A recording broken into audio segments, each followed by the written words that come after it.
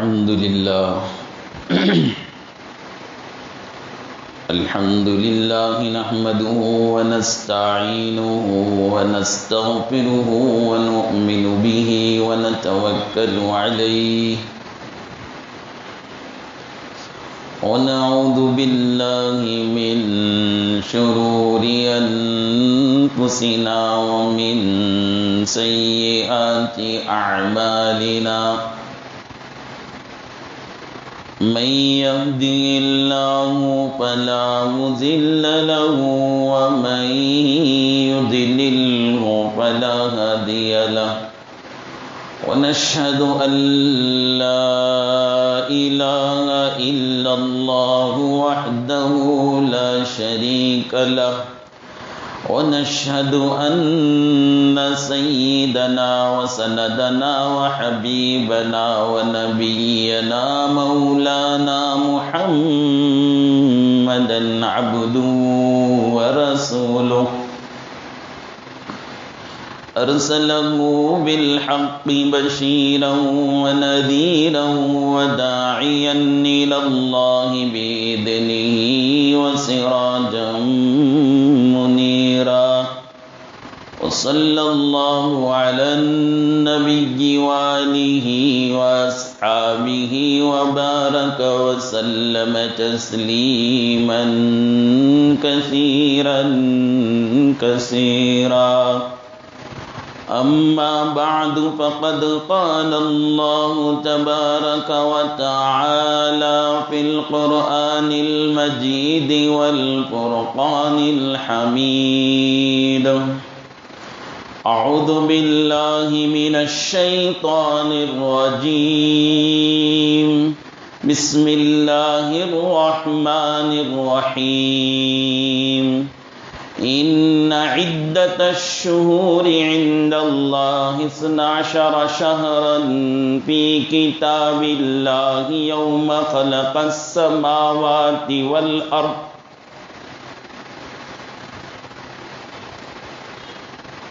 آمنت بالله صدق الله مولانا العظيم وصدق رسوله النبي الكريم ونحن على ذلك من الشاهدين والشاكرين والحمد لله رب العالمين.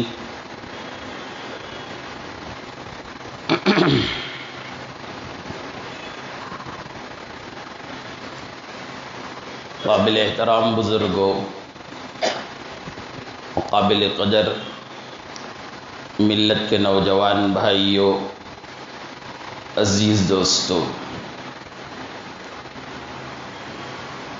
آج ذو الحجہ کی 29 تاریخ ہے۔ ذو الحجہ کا مہینہ اسلامی کیلنڈر کے لحاظ سے آخری مہینہ ہے۔ اسلامی کیلنڈر کے لحاظ سے سال کا آخری مہینہ ہے۔ ہو سکتا ہے کہ آج کا دن اس سال کا آخری دن ہو۔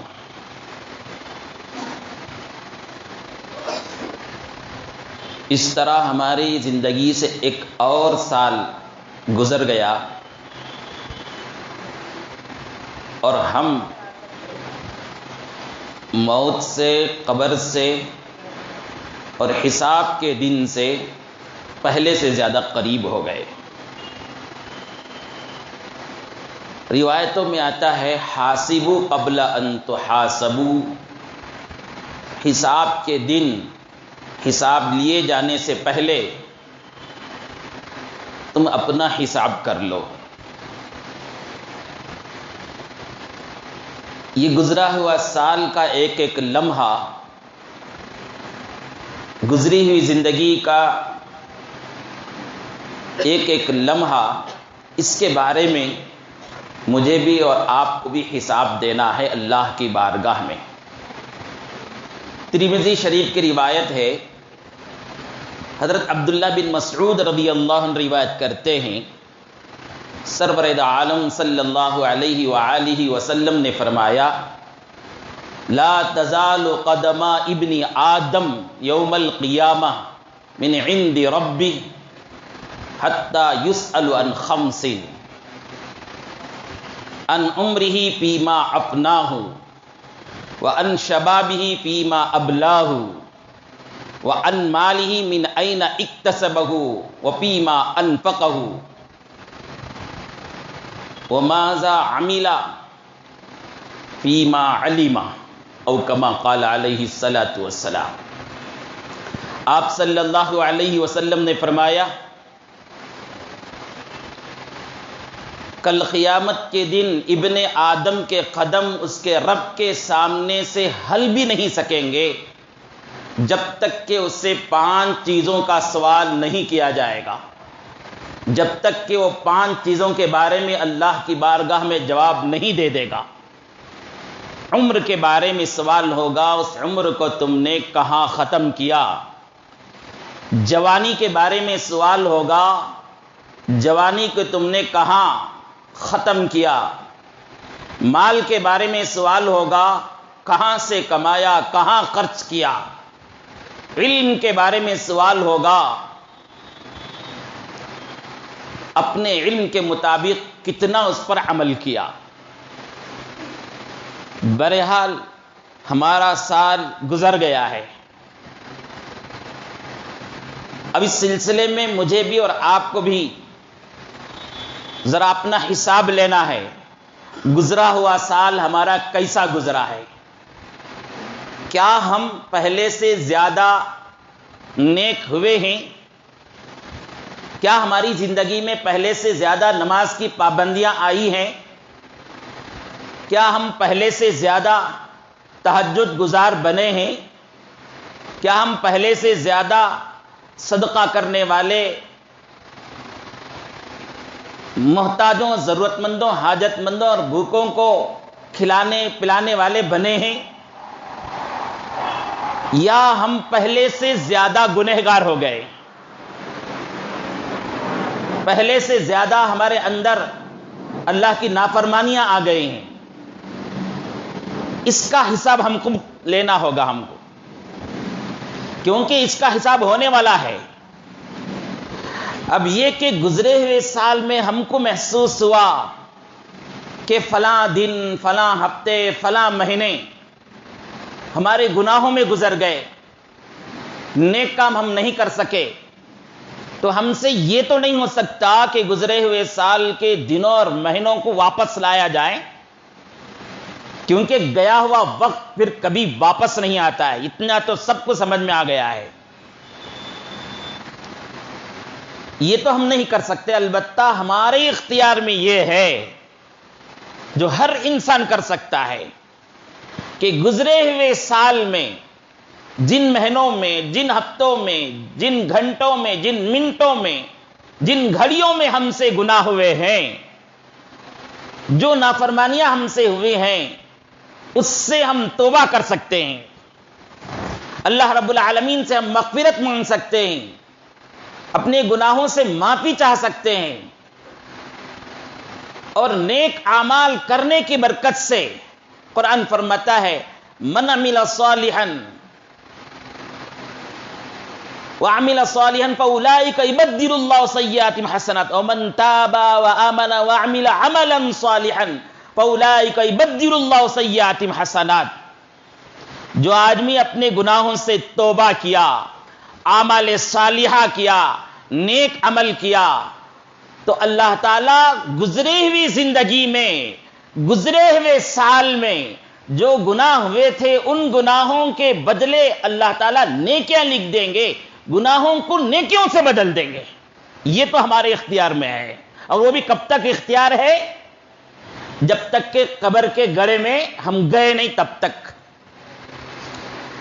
موت کا فرشتہ آ کر روح نکال لیا، سکرات طاری ہو گئی، پھر ہمارے دفتر میں مہر لگ دیا جائے گا، مہر لگا دیا جائے گا، کوئی نیک عمل کر نہیں سکتے، کسی گناہ سے توبہ بھی نہیں کیا جا سکتا، اللہ حفاظت فرمائے۔ تو بہرحال ہماری زندگی سے ایک سال گزر گیا، موت کے ہم قریب ہو گئے، قبر کے ہم قریب ہو گئے، حساب کے دن سے ہم قریب ہو گئے۔ ہم اپنا حساب لیں، ہمارا گزرا ہوا سال کیسا گزرا ہے، نیکیوں کے اعتبار سے کیسے گزرا ہے، گناہوں کے اعتبار سے کیسے گزرا ہے۔ اگر آپ کو یہ محسوس ہونے لگے کہ ہماری زندگی میں ایک نیا گناہ داخل ہو گیا جو پہلے ہماری زندگی میں نہیں تھا، ایسا ہوتا ہے کبھی کسی کی صحبت کی وجہ سے، کسی ماحول کی وجہ سے، کسی سے دوستی کی وجہ سے، پہلے زندگی میں وہ گناہ نہیں تھا، اب وہ گناہ ہماری زندگی میں داخل ہو گیا ہے۔ ہم کو یہ محسوس ہوا تو اس گناہ کو اپنی زندگی سے نکالنے کی فکر اور کوشش کریں، بالکل اس طرح جیسے بہت سے صاحب استطاعت مالدار قسم کے آدمی 6 مہینے میں، سال میں ایک مرتبہ اپنی باڈی چیک اپ کراتے ہیں ڈاکٹروں کے پاس جا کر۔ کوئی غلط کام نہیں ہے، کر سکتے ہیں۔ جسم کی حفاظت، بدن کی حفاظت، صحت کی حفاظت بہت ضروری ہے، کر سکتے ہیں۔ اور اس کے بعد ہم کیا کرتے ہیں؟ ہم جا کر اپنے بدن کا چیک اپ کرائے۔ ہم کو محسوس ہوا پہلے ایک بیماری ہمارے اندر نہیں تھی، اب آ گئی ہے، تو کیا ہوتا ہے اس کے سلسلے میں ہمارا کام؟ ایک اندر سے تڑپ پیدا ہوتی ہے، کس طرح اس بیماری کو اپنے اندر سے ختم کریں، یا اس بیماری میں کیسے ہم کنٹرول پائیں۔ 2 دوائی دی جاتی ہے، اسے پابندی سے کھاتے ہیں، جو علاج بولا جاتا ہے اس پر علاج کرتے ہیں، اور جتنا ہو سکے پرہیز بھی کرتے ہیں، اور فکر ہوتی ہے، کوشش ہوتی ہے کہ وہ بیماری اپنے اندر سے ختم ہو جائے، یا کم از کم جتنی ہے وہیں پر باقی رہے، آگے نہ بڑھے۔ جبکہ یہ جسم مرنے کے بعد گل جائے گا، سڑ جائے گا، مٹی میں مل کر مٹی ہو جائے گا، اس کے بارے میں ہماری اتنی فکر ہے۔ اور دنیا والے دانشوران کہتے ہیں کہ فکر کرنا بھی چاہیے۔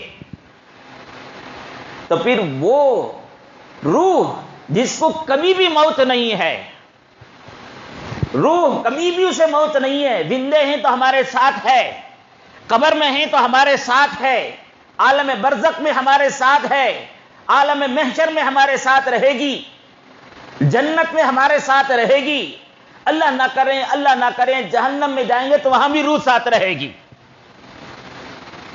تو اس کی حفاظت کتنا کرنا چاہیے ہم کو۔ جسم میں بیماریاں لگتی ہیں تو جسم کو تباہ کر کے بیماریاں جسم کو موت تک پہنچا دیتی ہیں۔ اور اچھی طرح سے سن لیجئے، روح کو گناہ برباد کر دیتے ہیں، گناہ روح کو تباہ کر دیتے ہیں، اور اس تباہی کا انجام یہ ہوتا ہے کہ اس کے ایمان کو غارت کر کے اسے جہنم میں پہنچا دیتے ہیں۔ اللہ حفاظت فرمائے۔ تو جیسے ہم اپنے جسم کے بارے میں فکر مند ہیں، 6 مہینے میں ایک مرتبہ، سال میں ایک مرتبہ اپنے جسموں کا چیک اپ کراتے ہیں، ذرا سی چکر شروع ہوئی تو بی پی چیک کراتے ہیں، ذرا سستی کاہلی بار بار پیشاب آ رہا ہے تو پریشان ہو کر شوگر چیک کراتے ہیں، ذرا ادھر ادھر یہاں وہاں درد ہوتا ہے، سینے میں درد ہوتا ہے تو ہارٹ چیک کراتے ہیں۔ ہم فکر ہے جسم کے بارے میں، بدن کے بارے میں، تباہ ہو جائے گا، برباد ہو جائے گا۔ اور روح کے سلسلے میں ہم اتنے بے فکر ہیں کہ ہماری زندگی میں نماز چھوٹ رہی ہے، ہماری زندگی میں حج فرض ہو گیا، حج چھوٹ رہا ہے، ہماری زندگی سے دین ختم ہوتا جا رہا ہے، روح ہماری تباہ ہوتی جا رہی ہے، اس کے بارے میں کچھ بھی فکر نہیں ہے۔ اس لیے ایسے مواقع پر ذرا غور کرنا چاہیے، گزرے ہوئے سال میں کون سا نیا گناہ ہماری زندگی میں داخل ہو گیا، کون سا نیا گناہ پہلے جو ہماری زندگی میں نہیں تھا، کسی کی صحبت کی وجہ سے، کسی کے دوستی کی وجہ سے، کسی ماحول کی وجہ سے ہمارے اندر وہ گناہ داخل ہو گیا ہے، تو اب اس کی فکر کریں وہ گناہ ہماری زندگی سے کیسا نکلے گا۔ اس کے لیے ہمیں کیا کوشش کرنی ہوگی، اس کے لیے ہمیں کس کے پاس جانا ہوگا، کس کی صحبت اختیار کرنا ہوگا، کون سا عمل کرنا ہوگا، کون سے ذکر کرنے سے، کون سا درود پڑھنے سے، قرآن کی کب کب تلاوت کرنے سے وہ گناہ ہمارے سے چھوٹے گا، فکر کریں۔ اور اللہ رب العالمین کی رحمت اس نوجوان پر، اس بزرگ پر، اس مرد پر، اس عورت پر نازل ہوتی ہے جس کو اس بات کی فکر ہے کہ میری زندگی سے گناہ کیسے نکل جائیں۔ اللہ بہت خوش ہوتے ہیں ایسے بندوں کو دیکھ کر کہ اسے میرے سامنے کھڑے ہونے کی فکر ہے، خبر کے بارے میں ڈر ہے، جہنم سے گھبرایا ہوا ہے، جنت میں جانے کا شوق رکھتا ہے، اور اس فکر میں ہے کہ مرنے سے پہلے گناہ اپنی زندگی سے کیسے نکالوں اس فکر میں ہے۔ ذرا آپ بھی میں بھی سوچیں، کیا ہماری فکر ایسی ہے؟ ہم ایسا کبھی سوچتے ہیں کہ یہ گناہ ہماری زندگی سے کیسے نکلے گا؟ ہمارا حال تو یہ ہے کہ گناہ ہمارے اندر داخل ہوتے جا رہے ہیں، دن بہ دن گناہ داخل ہوتے جا رہے ہیں، نئے نئے طریقے سے گناہ داخل ہوتے جا رہے ہیں، اور یہاں سبق یہ دیا جا رہا ہے کہ کیسے گناہ ہماری زندگی سے ختم کیا جائے۔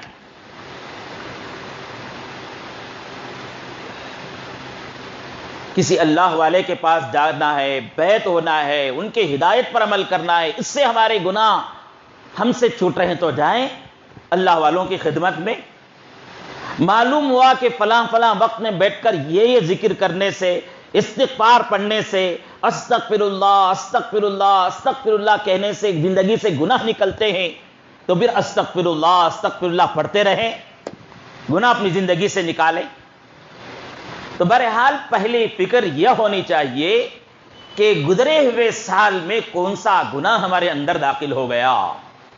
اگر محسوس ہوا کہ وہ گناہ ہمارے اندر داخل ہوا ہے، پہلے ہم فجر کی نماز پڑھتے تھے، اب فجر کی نماز ہم سے چھوٹ رہی ہے، پہلے ہم قرآن کی تلاوت کرتے تھے، قرآن کی تلاوت ہم سے چھوٹ رہی ہے، پہلے ہم ننگا ناچ دیکھنے سے پرہیز کرتے تھے، اور اب موبائل کی وبا سے، انٹرنیٹ کے تباہی سے ہم بھی اس گناہ میں ملوث ہو گئے ہیں، یہ فکر ہو رہی ہے۔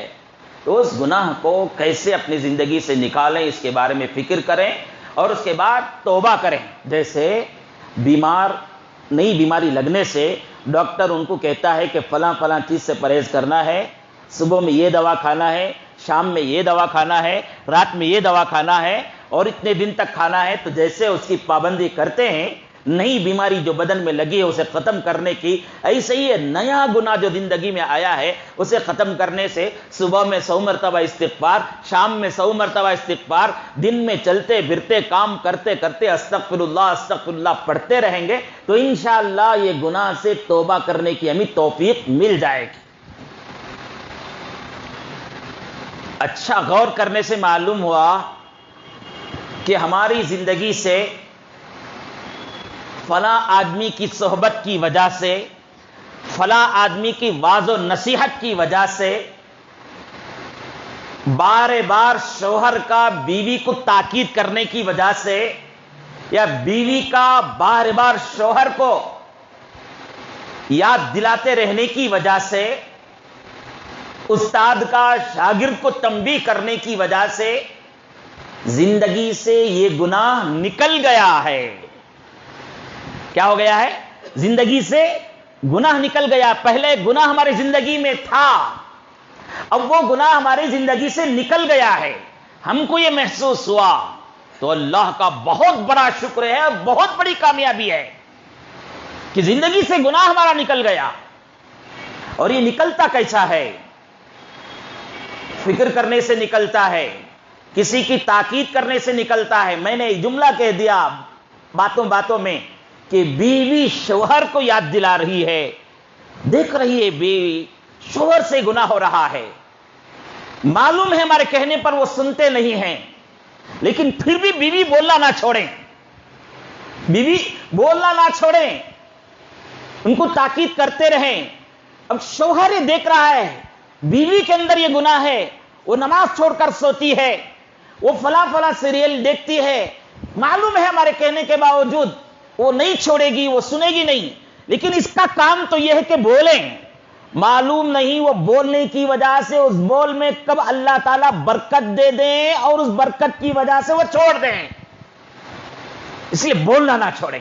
شوہر بیوی کو بولتے رہیں، بیوی شوہر کو بولتے رہیں، استاد شاگرد کو سمجھاتے رہیں، پیر مرید کو سمجھاتے رہیں، بڑے چھوٹے کو بتاتے رہیں کہ یہ گناہ کا عمل ہے، یہ گناہ کا عمل ہے، چھوڑو چھوڑو. تمہارے کہنے سے اس کی زندگی سے گناہ نکل گیا تو تمہاری بھی مغفرت، اس کی بھی مغفرت ہو جائے گی. اور انسان کی سب سے بڑی کامیابی کہ اسے زندگی سے گناہ نکل گیا. جیسے علاج کرنے کی وجہ سے ہماری زندگی کے، ہمارے جسم کی کوئی بیماری نکل گئی تو جتنی خوشی ہوتی ہے آدمی کو کہ مجھے یہ اٹیک ہو گیا تھا، مجھے اس بیماری کا حملہ ہو گیا تھا، اس دوا کے کھانے کی وجہ سے، اس ٹینک کے پینے کی وجہ سے، اس انجیکشن کے لگانے کی وجہ سے، فلاں ڈاکٹر کے پاس جا کر علاج کرانے کی وجہ سے یہ بیماری میرے اندر سے نکل گئی. آدمی جتنا خوش ہوتا ہے بیماری کے نکلنے سے، اس سے بہت زیادہ خوش ہونی چاہیے آدمی کو جب اس کے زندگی سے گناہ نکل جاتا ہے. تیسری بات غور کرنا چاہیے کہ آدمی کو ہماری زندگی میں کون سا نیک عمل تھا جو پہلے ہم کرتے تھے، کون سا نیک عمل تھا جو ہم پہلے کرتے تھے، سالے گزشتہ ہماری زندگی سے وہ نیک عمل چھٹ گیا. نیک عمل کا چھٹ جانا آدمی کی محرومی کی علامت ہے. نیک عمل چھوٹتے ہی گناہوں کی نحوست کی وجہ سے، نیک عمل کا زندگی سے نکل جانے کی وجہ سے کتنا بڑا نقصان ہوتا ہے. جیسے ایک آدمی کو اچھا چلتا تھا کاروبار، اس کا کاروبار کیا ہو گیا؟ اچانک تباہ ہو گیا. اچھی ملازمت چلتی تھی، اچانک اس کی زندگی سے ملازمت ختم ہو گئی، آمدنی ختم ہو گئی، تو کتنا پریشان ہوتا ہے آدمی. نوکری چھوٹ گئی، کتنا پریشان ہوتا ہے آدمی. ایسے ہی زندگی سے اگر نیکی جو ہوتی تھی پہلے وہ چھوٹ گئی، فجر کی نماز پڑھتے تھے، فجر کی نماز چھوٹ گئی، فجر کی نماز کے بعد بیٹھ کر پہلے قرآن شریف کی تلاوت ہوتی تھی، 100 مرتبہ درود پڑھتے تھے، 100 مرتبہ سبحان اللہ بحمدی سبحان اللہ العظیم پڑھتے تھے، 100 مرتبہ استغفار پڑھتے تھے. اب وہ نیکی ہمارے سے چھوٹ گئی ہے. پہلے ہم اپنے مال میں سے ایک حصہ اپنے خاندان کے، محلے کے، مذہب کے غریبوں، مسکینوں، حاجت مندوں، ضرورت مندوں پر خرچ کرتے تھے. اب وہ پیسہ ہمارا اس نیک عمل میں خرچ ہونا بند ہو گیا ہے. پہلے ہماری کمائی کا ایک بڑا حصہ ہم اپنی ماں پر، اپنے باپ پر استعمال کرتے تھے. اب شادیاں ہو گئی، اب ہم الگ ہو گئے، ماں کے پاس مہینہ مہینہ ہو گیا جا کر ہم نے ان کو کبھی دوائی خرید کر نہیں دی ہے، کبھی ہمارا پیسہ ان کے پر خرچ ہو ہی نہیں رہا ہے. یہ نیک عمل ہمارے سے ختم ہو گیا ہے. اور یہ باتیں سب سوچنے سے سمجھ میں آتے ہیں بھائی، ورنہ دنیا میں ہم اتنے مصروف ہیں، ایسے لگے ہوئے ہیں کہ ہم کو پتہ بھی نہیں چلتا ہماری ماں زندہ ہے، ہمارے باپ زندہ ہے، ہم ان سے الگ ہو کر 1 مہینہ ہو گیا، 1 سال ہو گیا، ہم ان کے پاس پلٹ کر گئے نہیں، ان کی ضرورت کو پوچھتے نہیں، ہم ان کی حاجتوں کو پوچھتے نہیں، ان کی خدمت ہم کر رہے نہیں. ہم کو تو ہماری بیوی کا لگا ہوا ہے، ہمارے بچے کا لگا ہوا ہے، ہماری نوکری کا لگا ہوا ہے، ہمارے جاب کا لگا ہوا ہے، اسی میں ہم ملوث ہیں، کبھی سوچنے کی فکر ہی نہیں ملتی ہے. اور وہاں ماں باپ آنکھیں لگا کر بیٹھے ہوئے ہیں، غصے سے تو الگ ہو کر تو گیا ہے، لیکن چونکہ وہ میرا بیٹا ہے نا، وہ آئے گا میرے پاس، آج نہیں تو کل آئے گا، کل آئے گا، کل آئے گا انتظار میں. اور ہم غفلت کی زندگی گزار رہے ہیں، اچانک ان کا جنازہ اٹھ جاتا ہے. ہاں، اس کے بعد ہم کو بہت غم ہوتا ہے، اب اس کے بعد ہمیں بہت فکر ہوتی ہے. ذرا 1 منٹ کے لیے سوچ لیجئے، 1 منٹ کے لیے سوچ لیجئے، اللہ ہمارے ماں باپ کی عمروں کو بہت بڑھائیں، برکت عطا فرمائیں، ان کی صحت میں برکت عطا فرمائیں. 1 منٹ کے لیے سوچ لیجئے، ہم اپنے ماں باپ سے دور آ گئے ہیں، اب ان کو دیکھ ہی نہیں رہے ہیں، ان پر ہمارا پیسہ خرچ ہو ہی نہیں رہا ہے، ہماری خدمت ان کو ہو ہی نہیں رہی ہے. اچانک ہم کو خبر ملی، فون آتا ہے کہ والدہ کا انتقال ہو گیا، والد صاحب کا انتقال ہو گیا، تو کتنا بے چین ہو جاتے ہیں، کتنا بے چین ہو جاتے ہیں ہم. تب ہم کو ماں کی پوری زندگی سمجھ میں آتی ہے، کیسا کیسا انہوں ہمارے لیے خدمت کرے، کیسا کیسا ہمارے لیے قربانیاں دیے، کیا کیا ہمارے لیے، اس وقت ہم سمجھتے ہیں کیا ہوتا ہے اس وقت سوچنے سے۔ اب ہمارے ماں زندہ ہے، ہمارے باپ زندہ ہیں، آپ کو یہ بات سمجھ میں آئی ہے تو ابھی جمعے کی نماز کے بعد سے ان کے پاس پہنچ کر ان کی ضرورتیں کیا ہیں، ان کی خدمتیں کیا ہیں معلوم کر کے کرو۔ تو بہرحال زندگی میں ہم کو یہ سمجھ میں آیا سوچنے سے کہ ہماری زندگی سے ایک نیک عمل چھوٹ گیا ہے، تو یہ بہت بڑے نقصان کی بات ہے۔ اس نقصان کو کیسے ہم پورا کرنا ہے اس کے بارے میں فکر میں لگ جائیں۔ جیسے ایک تاجر، اسے سمجھ میں آیا میری تجارت ختم ہو گئی، میری ملازمت ختم ہو گئی، میرے پاس آنے والے گاہک ختم ہو گئے، میرے پاس خریدار نہیں آ رہے ہیں، تو کیسے کیسے داؤ استعمال کرتا ہے دوبارہ اس حال میں پہنچنے کے لیے۔ بالکل ایسے ہی نیکیاں جو ہم سے چھوٹ گئی ہیں دوبارہ ان کو اپنے اندر پیدا کرنے کے بارے میں، اپنے اندر اس سے لانے کے بارے میں فکر مند ہو جائیں۔ غور کرنے سے سمجھ میں آیا ایک نیکی ہماری زندگی میں داخل ہو گئی ہے، ایک نیکی کیا ہو گئی ہے ہماری زندگی میں داخل ہو گئی۔ پہلے ہم نہیں کرتے تھے، سال گزشتہ کے بارے میں ہم نے حساب لگایا، غور کیا تو سمجھ میں آیا یہ نیکی ہمارے سے نہیں ہوتی تھی۔ اب الحمدللہ ہم تہجد پڑھ رہے ہیں، اشراق پڑھ رہے ہیں، صلاۃ التسبیح ہماری زندگی میں داخل ہو گئی ہے۔ پہلے کسی وجہ سے ماں باپ سے ہم دور ہو گئے تھے، ہمارا پیسہ ان کے پر خرچ نہیں ہو رہا تھا، سال گزشتہ حالات ذرا درست ہو گئے، ماں کی خدمت کر رہے ہیں، باپ کی خدمت کر رہے ہیں۔ پہلے جو ہے خاندان کے، محلے کے، امت کے، مذہب کے، ملک کے غریبوں، محتاجوں، ضرورت مندوں پر ہمارا پیسہ خرچ نہیں ہوتا تھا، اب پیسہ ہمارا خرچ ہو رہا ہے۔ سمجھ میں آیا تو اللہ کا بہت بڑا احسان ہے، شکر ادا کریں اللہ کا اور دعا کریں اللہ تعالیٰ سے، یا اللہ ہماری اس نیکی میں ہمیں استقامت عطا فرما، برکت عطا فرما۔ اللہ تعالیٰ سے دعا کریں۔ یہ سب حساب لگانے سے بیٹھ کر سمجھ میں آتا ہے۔ ہم نے بعض بندوں کو دیکھا، سال جب ختم ہوتا تھا، جب سال ختم ہوتا تھا بارگاہ رب العالمین میں باقاعدہ ہاتھ اٹھا کر دعائیں مانگتے تھے، گزرے ہوئے سال کے گناہوں سے معافی کے بارے میں، آنے والے سال کے استقبال میں اور آنے والے نئے سال کے لیے برکت کی دعائیں کرتے تھے۔ تو ہم کو بھی چاہیے کہ ہماری زندگی میں یہ سال جو گزر گیا ہے اس سال کے سلسلے میں ہم ذرا فکر مند ہو جائیں، ہمارے بارے میں اور ساری امت کے گناہوں کے سلسلے میں دعا کریں، یا اللہ میں نے دن کے اجالے میں جو گناہ کیے، رات کے اندھیرے میں جو گناہ کیا، جان کر جو گناہ کیا، انجانے میں جو گناہ کیا، صغیرہ جو گناہ ہو گئے، کبیرہ جو گناہ ہو گئے، یا اللہ میرے بھی معاف فرما دے اور ساری امت مسلمہ کے معاف فرما دے۔ دعا کریں اللہ رب العالمین سے، اور اللہ رب العالمین کے سامنے حاجت رکھیں، یا اللہ آنے والا نیا سال میرے لیے، میرے بی بچوں کے لیے اور سارے امت مسلمہ کے لیے برکت والا، خیر والا، عافیت والا، منفعت والا بنا دیجئے۔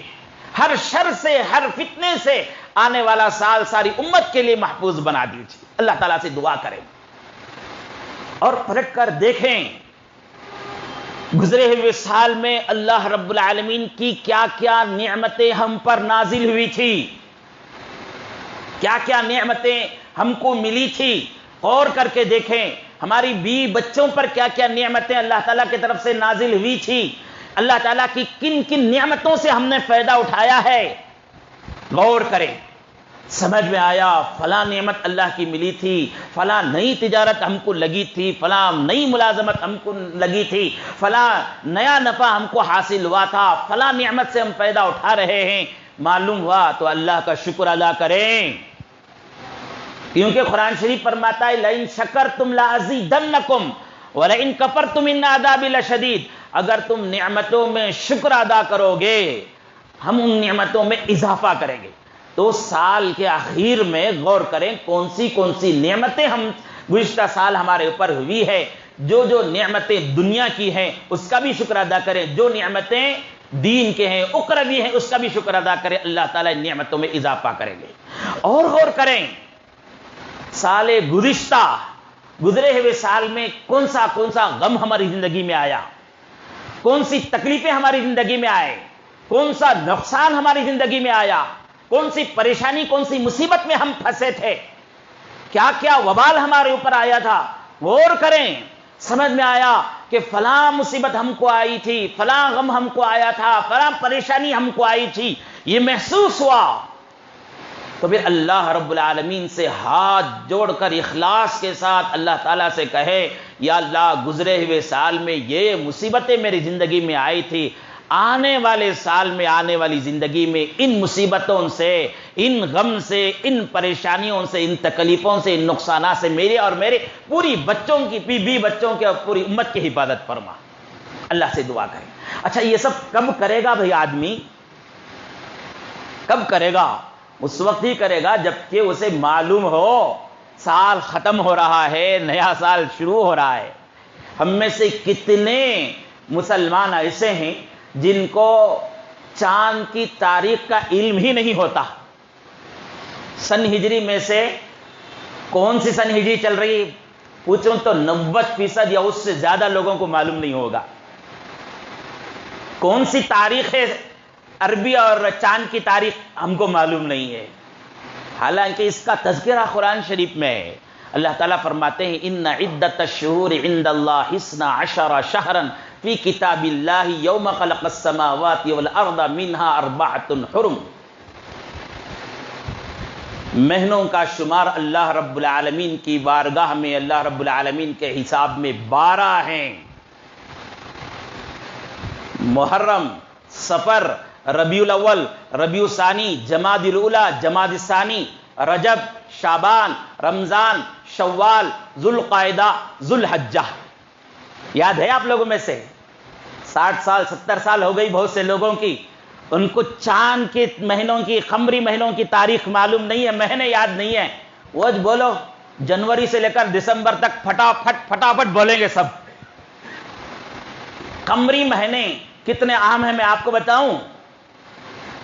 چاند کے مہینوں سے ہمارے روزے شروع ہوتے ہیں، چاند کے مہینے ہی، چاند سے ہی، چاند دیکھنے کے بعد ہی ہمارے روزے ختم ہوتے ہیں، چاند سے ہی دیکھ کر ہی ہم عید مناتے ہیں، چاند دیکھ کر ہی بقرعید مناتے ہیں، چاند دیکھ کر ہی قربانیاں طے ہوتی ہیں، چاند دیکھنے سے ہی عرفے کا روزہ معلوم ہوتا ہے، چاند دیکھنے سے ہی محرم عاشورے کا روزہ معلوم ہوتا ہے، چاند دیکھنے سے ہی ہمیں حج کے ایام معلوم ہوتے ہیں۔ چاند کی تاریخ سے اتنے عبادات جڑے ہوئے ہیں اور ہم غافل ہیں اس سے۔